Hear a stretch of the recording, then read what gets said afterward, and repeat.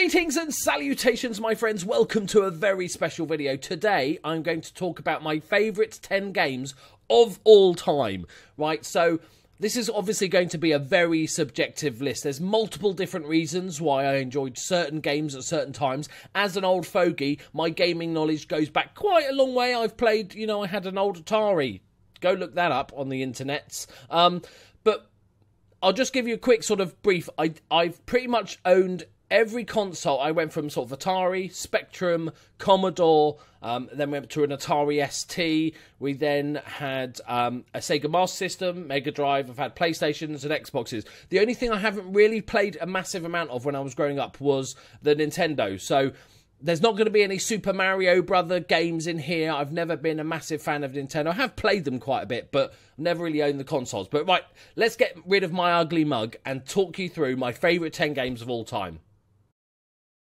So, here we go. In at number 10 of my favourite games of all time is a massive multiplayer online role-playing game, commonly known as a MUG.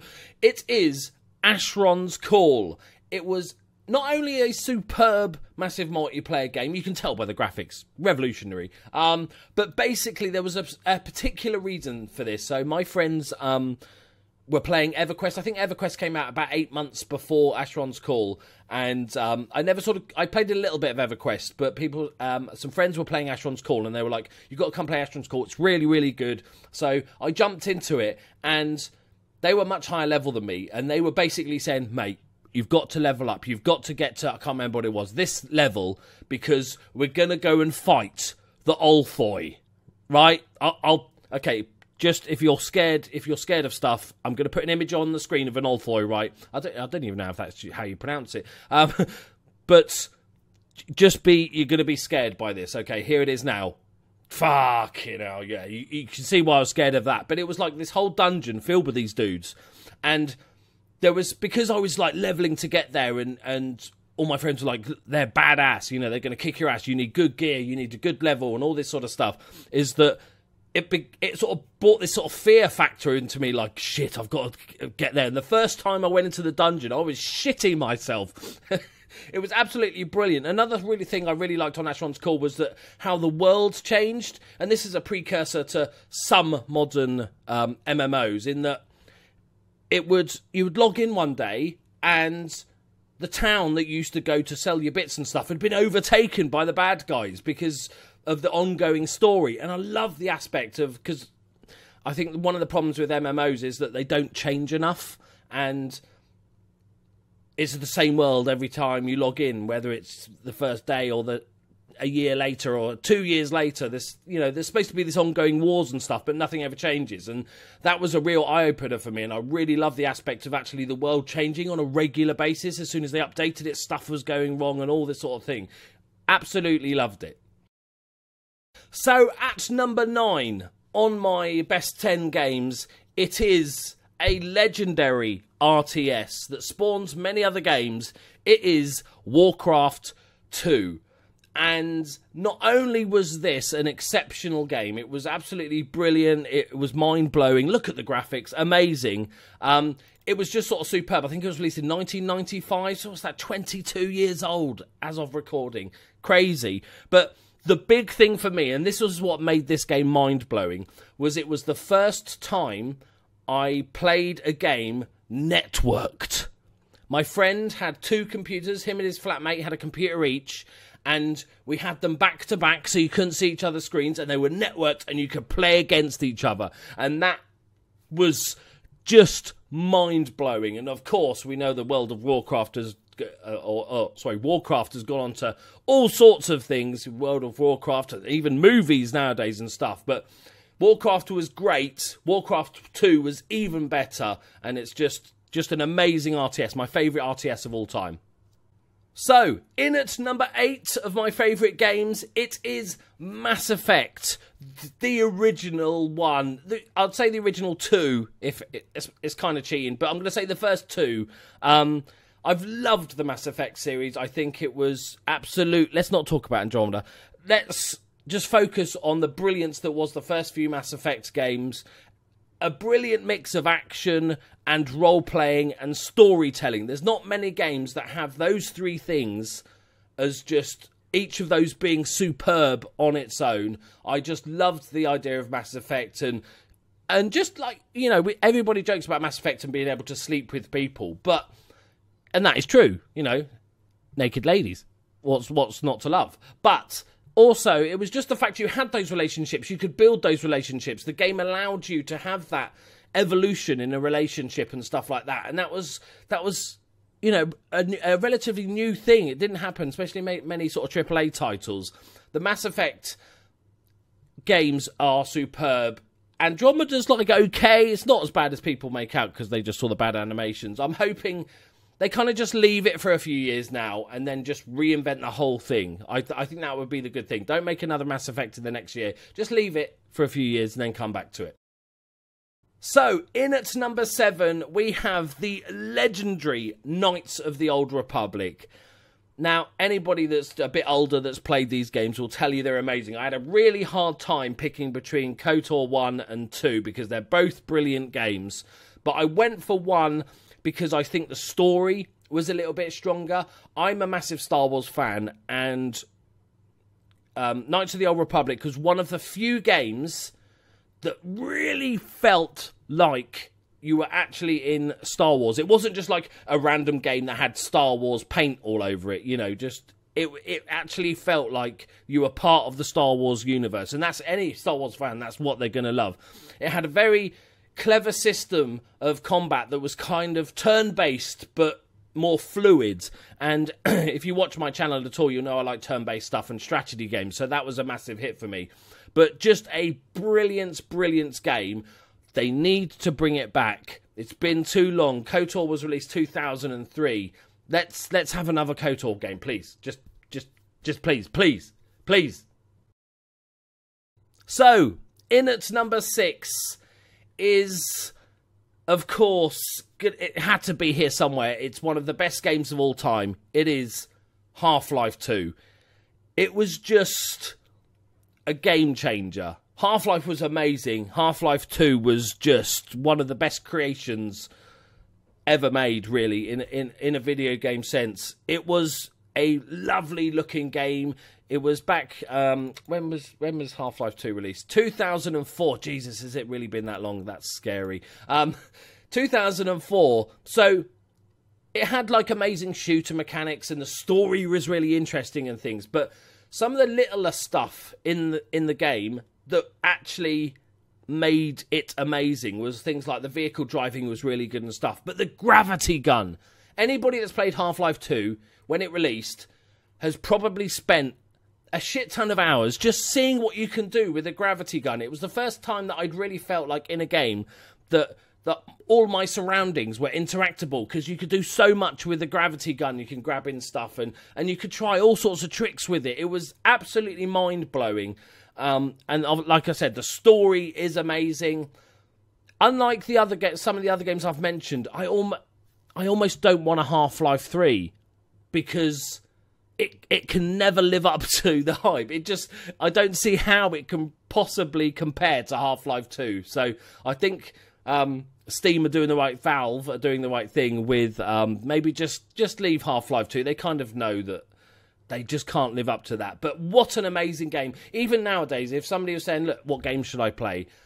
Go play Half-Life 2. If you've never played it, go give it a game. You can get like the extended edition with all the extras and stuff on there, pretty cheap on Steam. I think every gamer should play Half-Life 2. So, here we go, halfway through. Well, now we're talking about number 5 of my best games. And this was a tricky one because I wanted one of these games in this series of games, one of my favourite series of all time. And there's a lot of good games in this series. There's a few dud ones as well. But I've gone for Medieval Total War 2. It was an absolutely amazing games. I preferred the ones that were sort of the Total War games that were sort of broader subjects. Like, I wasn't a massive fan of Shogun Total War or Napoleon or Empire, because so many of the units were the same, so many of the different leaders that you had were the same, and it's just a bit dull. But with Medieval, you had so many different units types, so many different races and countries, and it was absolutely brilliant. But what really gave it the longevity and made me put probably 1,000 hours into this game was the amazing people in the modding scene. Because long before Warhammer Total War, there was a Warhammer mod, a complete overhaul mod for Medieval Total War, where you could play as all the Warhammer units. There was ones for Lord of the Rings. There was all sorts of amazing mods that came on the market. And it was just a brilliant game. So once you'd sort of, you've played all the different races in Medieval Total War 2, you could then go on and play these amazing mods, which just gave it so much more longevity, so much more fun. So we're getting into the real good stuff, the meaty substance at this stage. It's number 4, and that is Xcom Terror from the Deep. Now, this was in 1995. I think it was the sequel. This is the one that really grabbed me. It was basically underwater. A lot of the missions were underwater, and you couldn't really tell the graphics. You just see bubbles occasionally, and that's how you know you're underwater, and seaweed floating about. But that's it. But what I loved about this was it was the first game I'd really played that was like rock hard. It had real consequences, permadeath, and all that sort of stuff. One of my favourite things it did was that some of the missions were where the actual aliens were invading your own base. Now, normally in most XCOM games, your base was your sanctuary that you built up and sent out soldiers from and everything like that. But this was where the aliens attacked you, and it was terrifying. And it was just a beautifully made game. It was simple. It didn't have so many, extra crap that's on games, so many options and all these different millions of abilities and stuff like that. It was relatively simple. You could collect items and upgrade and research and do all that stuff you can in modern day XCOM games. But it was simple, but it was deep enough that it still gave you a really good level of strategy and how to win fights and win battles against the aliens. Absolutely amazing games. I was going to say one of my favourites of all time, but obviously it's 4th on my list. I don't really need to say that. So, my top 3 games of all time. Now, this one, you young'uns are probably going to go, what in the fuck are you talking about when I announce this one? It's old school. It's from 1983, okay? I'm old, and even I was only 6 years old when this came out on the Atari. And that is Rally Speedway. You can see on the screen now, I've put some footage of all the games, and it's amazing. It's revolutionary graphics. But no, seriously, I think it came out on the Atari 8-bit originally. I think we got it a couple of years later when it was ported to the Commodore 64. And this game, me and my brother played like no other. Yes, it's a simple top-down racing game. It's kind of Micro Machines-esque. And, if you can get ahead and get to the end so the other guy falls off the screen, you win and all that sort of stuff. But it had quite a few layers like that you expect in modern day games, but you don't expect in these old games. In the fact, it had a complete racetrack editor. You could build your own racetracks, which was like mind-blowing at the time. It was like, oh my god. And also you could change up how the race actually worked. So it's 2 cars, but what you could do is you could increase the top speed of the cars, and so it would make for a really tactical race. You could slow the cars right down or speed them up to stupid speeds where it was hard to stay on the track. You could also change the weather conditions. So you could have icy weather, meaning you're spinning off all over the place. It was quite interesting because when we played as kids, me and my brother, with the really slow races that was really tactical, like trying to find the inside line to gain like a millimetre on your opponent, I used to win those races, but then if we sped it up, my brother would be better at the faster races. And there's this lovely little moment in that around the track, there's houses with like swimming pools and stuff like this. And if you'd span off and hit a house, your car would actually explode, but your little driver dude would do like a little roly-poly out and he'd be on fire. It was just, like I said, the options and the track builder gave it a massive longevity. I probably played this more than any other game when I was a kid. Absolutely brilliant. Loved it. Here we are, the top 2 games of my lifetime. And I think people are going to be very, very surprised at what's at number 2. Especially if they watch my channel already. My number 2 game of all time is Football Manager. And everybody, because I think a lot of people would have expected it to be number one, and you'll see why in a minute. But Football Manager has been a part of my life for the last 20 odd years, and I've had pretty much every iteration of the game. I've spent thousands and thousands upon hours of playing Football Manager, and also, you know, it's a massive part of my YouTube channel, which is now pretty much my career. So it's given me so very much enjoyment and entertainment and frustration and rage and pure joy. It's what every football fan would love to do. It's basically a giant spreadsheet manager. You know, it's the 3D graphics aren't fantastic. It's so much more in depth than that, though. It's much more about the team and the stats and the attributes and tactics and all this sort of stuff.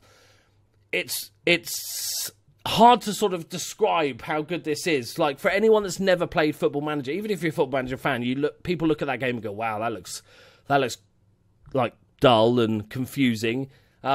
But it's once you get into it, you'll know that it's just one of the most addictive games. Every year it comes out, I buy it and play it for hundreds of hours. It won't be any different when the new game comes out. But it is, surprisingly, my number 2.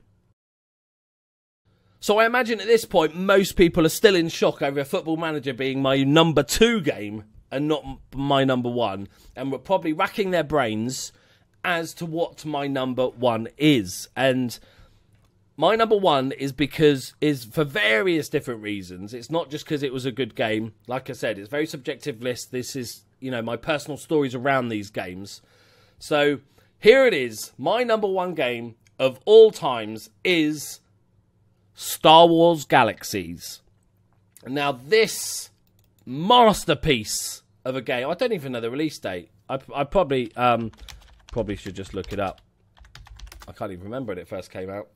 June 25th, 2003. And as I said before, I'm a Star Wars fan, right? I'm also a massive fan of MMOs. So a Star Wars MMO is immediately going to grab my attention. But it almost wasn't the Star Warsiness of the game that got me. So the Star Wars game was amazing for a few different reasons. The first thing is the developers took the brave decision of not allowing anyone to be a Jedi. Right, it changed later, much later on, but when the first few years of this game, you couldn't choose a character class of a Jedi. You could be a bounty hunter, a soldier, you could be an agent, you could do all the other entertainers and all this sort of stuff, but you couldn't choose to be a Jedi. And there was a hidden algorithm into the game that if you did randomly these 100 different things, nobody worked out how it was that you became a Jedi. And if you might have had to complete a quest on a certain day and then mine for some minerals on a Tuesday and then kill a Rancor on a Thursday and do all these things, you'd become Force sensitive, to which you could then train to become a Jedi. And it's a brave decision, because a lot of people just want to be Jedis in Star Wars games. If you release a Star Wars game now and there wasn't any Jedis in it, people would shit a brick. But this allowed really good storytelling, because it became a world of normal people living in the Star Wars galaxy, and then occasionally, just very, very occasionally, you'd see a Jedi. And even then, the Jedis were not supposed to show off. They wouldn't just run around waving their lightsaber about, because they were a hunted species, and so the bounty hunters would go after them. So even when you were a Jedi, you just wouldn't stand in town waving your lightsabers about. So if you did see one or knew one, it was like a proper, oh my god, it's an actual fucking Jedi, which is one of the things that made this game brilliant. The second thing is that I will argue with anyone on the planet that this is the best crafting in a massive multiplayer game ever. In any game, ever. Even Minecraft is not as good. The crafting game in this, the sort of crafting mini-game, was sensational. Because my 2 main characters that I played the most of in Star Wars Galaxies, one was a crafter that owned a shop, and one was an entertainer, and I'll tell you that story in a second. But what the crafting was basically, you could get a little tool that allowed you to survey for minerals. So let's say I wanted to survey for steel, right? So you'd press this button and then you'd get this radar pop up and it would say where the highest concentration of steel was nearby. So you'd run over there, then you'd scan again, and then you keep running until you found a good high concentration, and then you could just sort of almost stand there and mine a small amount of this mineral. But it was so much deeper than that. But that steel that you popped up, and it would have some weird, wonderful long name, had attributes to it. So like, heat resistance, density, and about 5-6 different attributes to that steel. Meaning that particular steel might only be good for maybe weapons, or it might be better for armor, or it might be better for buildings, or something like that. And that steel was only available on that server for a very limited time. And when it runs out, it's gone. So it'd only be there for a few days. So if you found something really, really good, you could build these mining stations that you plop down, and you could fuel them with a wind farm, and you would collect all this minerals, and then you could stockpile it because it was really valuable, and only use it for weapons because it was perfect for weapons. And it was just a beautiful thing, because that meant that a blaster pistol made by 100 different people would have 100 different stats on it. They'd all be slightly different depending on the materials people used. And then, obviously, they had a massive housing system in the game, and I created a shop. And it was also one of the only games in the world, other than a couple of mobile games like Farm Saga Heroes and shit, that Curly, my girlfriend, enjoyed. So we used to play this game together. We used to own a shop, and she used to sell clothing, and I used to sell furniture and armour and weapons. And we'd have sections, we'd do up the shop really nice. It was such a laugh. Like, she was like selling these swoop helmets, the helmets, and on the market. And then she worked out that actually, I'll just make green ones and call them St. Patrick's Day helmets on St. Patrick's Day. And then everybody was buying them, and it was like just so much fun. So having a game that me and my girlfriend both really, really enjoyed that we played together was a massive part of it. And the final thing is, when the game first came out, and this is by accident, but I had 2 weeks off work, right? Because it was the end of the year end, and I had holiday left over, so I just needed to use it up. And it just so coincided with the release of... I honestly didn't book it off just so I could play Star Wars. I would have, to be fair, but I didn't. So the game came out, I had 2 weeks off, and this is before I met Curly. So me and my flatmate were just smashing this game. And I decided, because the combat was fun in Star Wars Galaxies, I don't think it was its strongest point, but me and my friend I decided that I was going to be an entertainer. And unlike most games where, oh cool, you can dance, and oh cool, you can play music, that's kind of it, it's quite fun.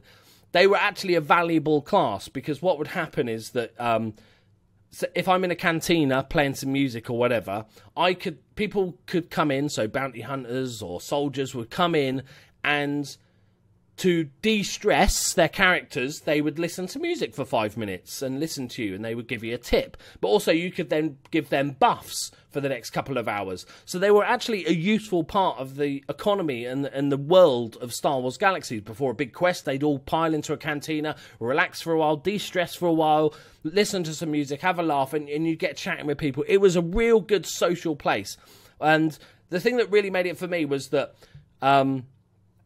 The famous Mos Eisley cantina music, I can't play any because I'll get copyright claimed in half a second, but you know this song, just yeah. When you first started an entertainer class, you didn't know that song, so you knew some sort of Star Warsy type songs, and there was with 1 or 2 basic instruments. But because I was off work, I was playing this game basically all the time I was awake. 8 hours sleep, and then 16 hours of playing this game. So I was leveling up quickly. So I was on Mos Eisley on Tatooine, and I was one of the first people to get the proper Mos Eisley music. So everybody would come to see me because, oh my God, this guy can play the music and stuff like this. And you could add flourishes and all fireworks and shit goes off when you're playing the music. And then as I kept leveling up, I unlocked different instruments, like the big sort of that round drum set that the elephanty dude was playing, and all sorts of stuff. And I was one of the first people on my server to get to max level. I can't even remember what it was at the time. Let's just say 50. I was one of the first people to get to level 50 just because I was playing so much. But I was the first to get to level 50 with an entertainer, and there was a few other guys that were playing with me that were sort of high level as well. So we went on not a world tour, a universe tour, and people followed us around. We had an actual band playing music that no one else could, and it got a gathering, and people were actually turning up to our live events. So we'd go on Naboo and do a gig there, and then we'd go on Tatooine it was absolutely amazing time in Star Wars Galaxy. Unfortunately, the game sort of went downhill. They then allowed, this was years later, but they then allowed people to be Jedis and stuff. Another cool class was the creature handler, where you could tame creatures and do lots of DNA stuff and make these creatures and mounts. And I could go on about it for hours. It is the best game I've ever played for multiple reasons. So that is my list. I hope you enjoyed it. What I'd like to offer to you, to extend to you, is in the comments, leave your 10 best games.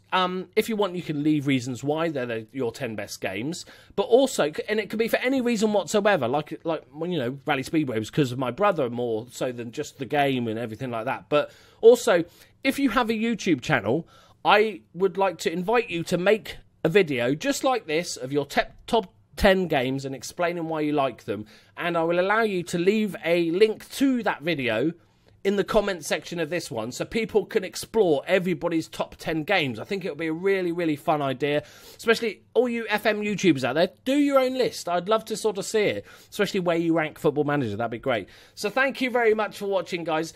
Please check out my other content that I've got going on at the moment. Lots of Football Manager, XCOM, Darkest Dungeon, a shit ton more planned in the future. So please do subscribe if you're interested. Like this video if you enjoyed it, and I will see you in the next one. Bye-bye.